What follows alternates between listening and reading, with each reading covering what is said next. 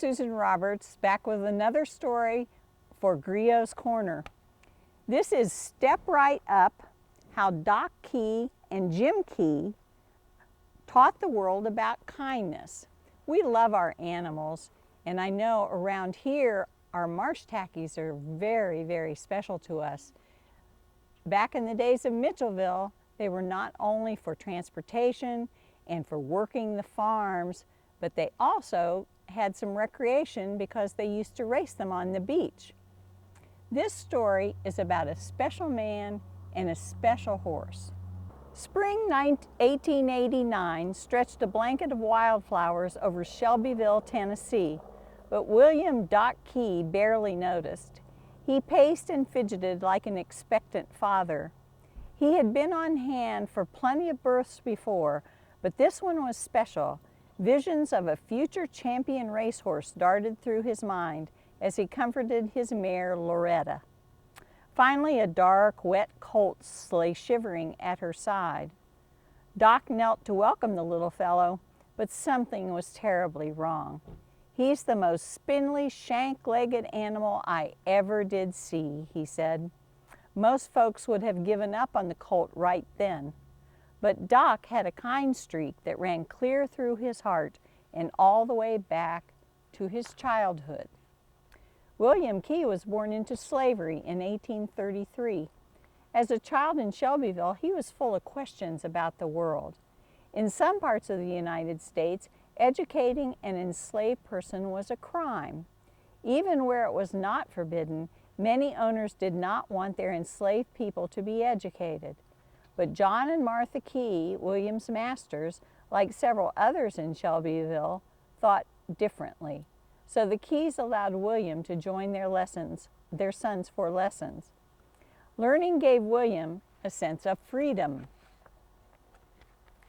From the time William was about 6 years old, it was clear he had a special way with animals. No matter how wild or rascally the animals, William befriended them and tamed them. He especially loved horses. A few years later, William's masters started sending him across Bedford County to work with other farmers' ornery animals. During these travels, William saw how some animals were neglected, beaten, and worked to death. He was gentle and patient with them instead. He thought nothing was worse than being hurtful. William learned all he could about caring for the injuries and illnesses of animals and people. He paid special attention when his mother taught him how to distill roots and herbs into homemade remedies. As William worked at different farms and businesses, his doctoring skills developed, and his reputation grew across Tennessee. By the time he was a young man, William was so good at treating injuries and ailments that everyone started calling him Doc Key, or just Doc. In 1865, the Civil War ended, and Doc built a new life as a free man. He married and bought his first patch of land in Shelbyville. It was the perfect spot to build his new horse hospital. Doc also perfected his own line of medicines, including Keystone liniment, which could be used to treat both horses and people. After the war, many formerly enslaved people faced racism and prejudice from white people who would not recognize them as equals. Doc decided that the best way to beat the prejudice he encountered was to try and make friends with everyone and show them he could be a successful businessman. He eventually opened a blacksmith shop, a wagon wheel and harness making shop, a restaurant, and a hotel. He even built a racetrack and dreamed of racing fine racehorses of his own. Doc's Keystone liniment became so popular that he bought a medicine wagon, hired entertainers, and hit the road. He sold his medicines in towns across the South. Soon Doc was one of the wealthiest men in Shelbyville. One day, as Doc and his wagon clattered through a dusty town, he heard about a rundown circus in Tupelo, Mississippi that was trying to sell its horses. As he neared the ragtag circus, Doc spotted a scrawny gray mare. She looked neglected and abused, and she walked with a limp. Despite her sad condition, Doc Doc recognized that the mare was a purebred Arabian, a horse breed prized for its intelligence and speed. Doc bought the horse, named Loretta, for $40 and welcomed her into his family. Doc lovingly nursed Loretta back to health. When she was strong again, he paired her with one of the fastest racing stallions in the country. Doc hoped their offspring would grow up to be a champion racehorse. But on that spring day in 1889, the sight of the sickly colt almost broke Doc's heart. In an instant, Doc's racing dreams for the newborn horse vanished. For weeks, the young horse could barely walk. Friends urged Doc to put the colt out of his misery, but Doc wouldn't listen. Just as he had nursed Loretta back to health, Doc vowed to help her colt. He dished out just the right food and medicines. He massaged the colt's knobby legs, groomed his scraggly coat, and mulled over the perfect name to give him. The biblical name Doc had chosen for a racehorse didn't fit the wobbly youngster, so Doc just called him Jim. Jim Key. Under Doc's care, Jim's health improved and his curiosity grew. Jim seemed to study Doc's every move, even when Doc played with his dog. Then one day, Jim zigzagged over with a stick dangling from his mouth. Doc laughed and tossed the stick away. Jim stumbled after it like a clumsy dog.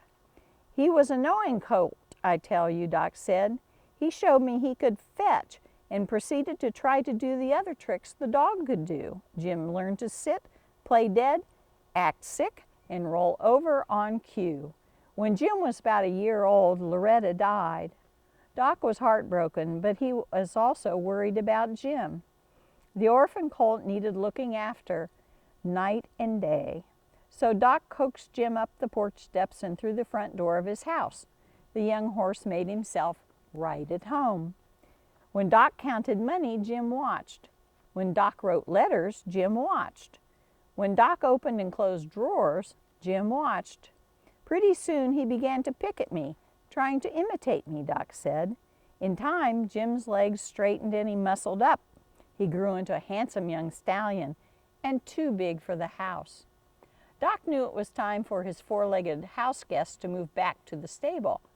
But Jim kicked up a mighty ruckus until Doc started sleeping on a cot next to Jim's stall. Then Doc moved in his desk and most of his office. Before long, he was practically living in the stable with Jim.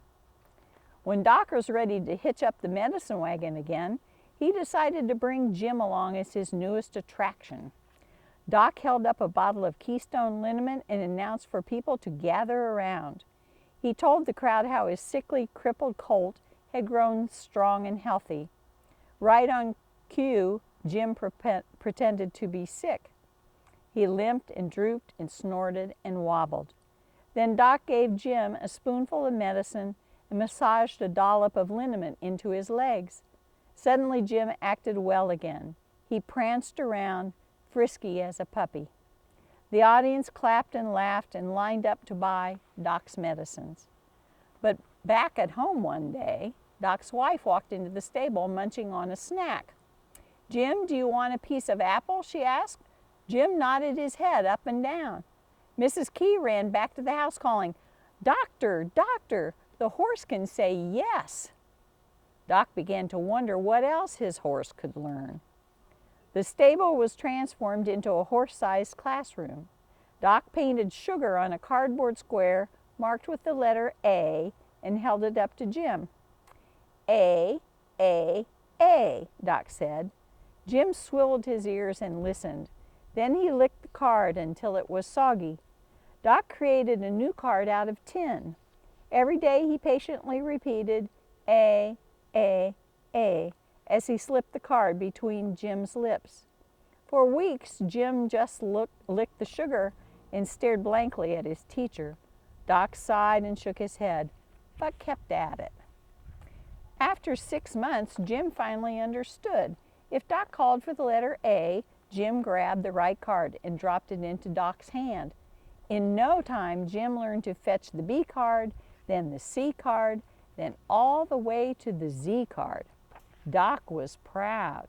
He rewarded Jim with an apple or a sugar cube for each correct answer.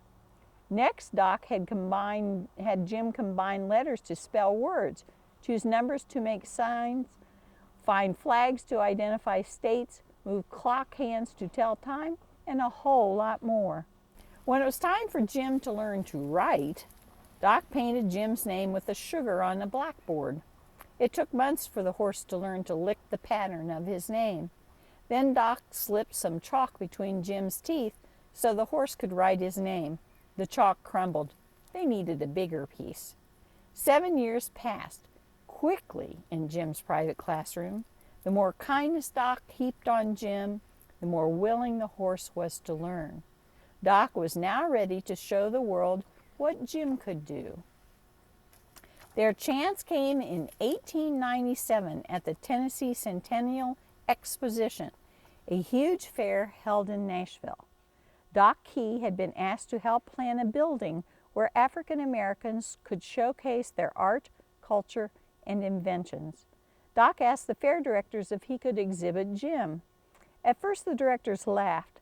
A horse that could read, spell, write, and do sums? Ridiculous. But as one of the organizers of the fair, Doc insisted that Jim have a stage of his own. Soon visitors were strolling past the giant seesaw and past Edison's new moving picture machine to see Jim. Throughout the fairgrounds, people chattered about the remarkable, educated horse. During one special show, Doc greeted the packed crowd, then turned to Jim. "Jim, can you show me where President McKinley sits today?" Doc asked. Jim strutted to center stage, faced the President of the United States, and bowed. Then Jim walked over to the card rack, scanned the name cards, and picked out the one marked McKinley. A gasp echoed through the room. Audience members began shouting out requests for Jim. "Spell this word. Divide these numbers. Get that card. File that letter. Ring up this sale." Jim did it all without a mistake. He even wrote his name on the blackboard. Jim Key. People couldn't believe their eyes. How could a horse learn to do such things? "The whip makes horses stubborn and they obey through fear," Doc explained. "Kindness, kindness, and more kindness. That's the way."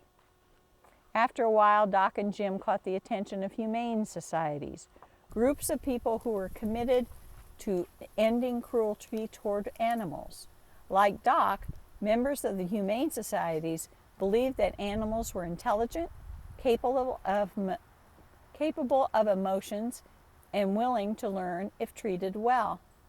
They deserve protection. Beautiful Jim Key was the perfect animal to represent their cause. A portion of the ticket sales for Jim's performances was donated to the humane societies.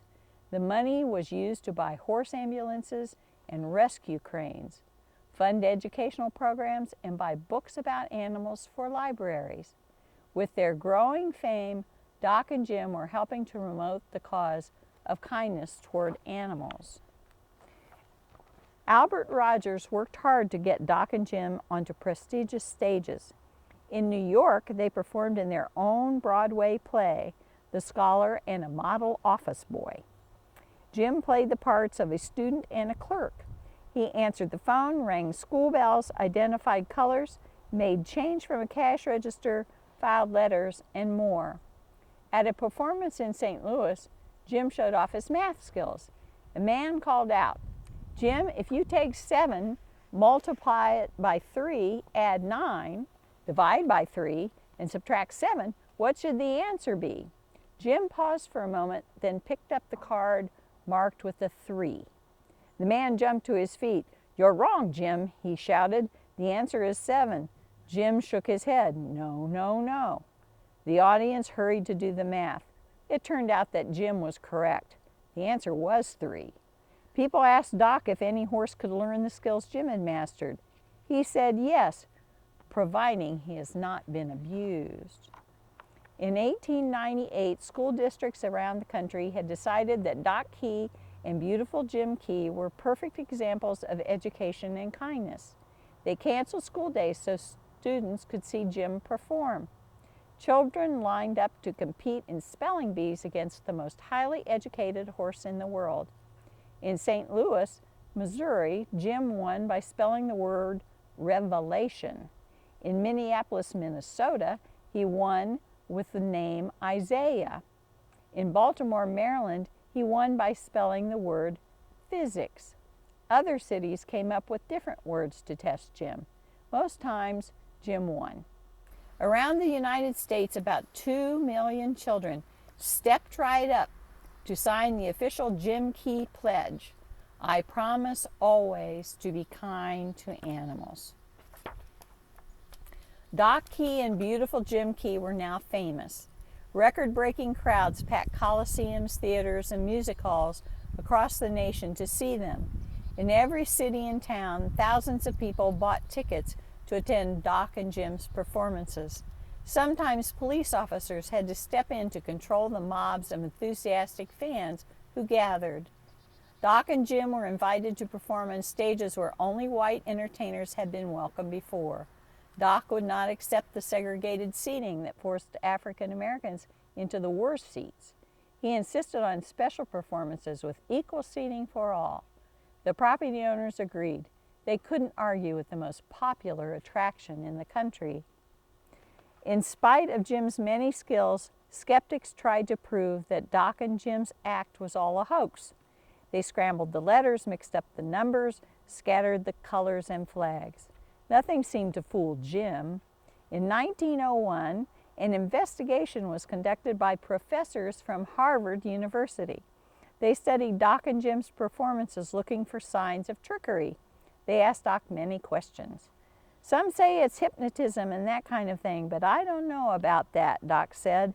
But I do know Jim knows and does what I ask him to do. The next day, the Boston Daily Globe newspaper printed an article with the results of the Harvard study. The professors came to the conclusion that there were no tricks or hoaxes. It is simply education, they said. By 1906, 73-year-old Doc and 17-year-old Jim were worn out. For 9 years, they had traveled the country. Now it was time to go home to the rolling hills of Shelbyville, where they could continue to learn and play together. They had proven to millions of people what Doc Key had always believed. With kindness, anything is possible. It is hoped that those who have met Jim Key will have carried away with them a kinder regard toward animals and will go forth resolved to whatever may be in their power for the care of our friends.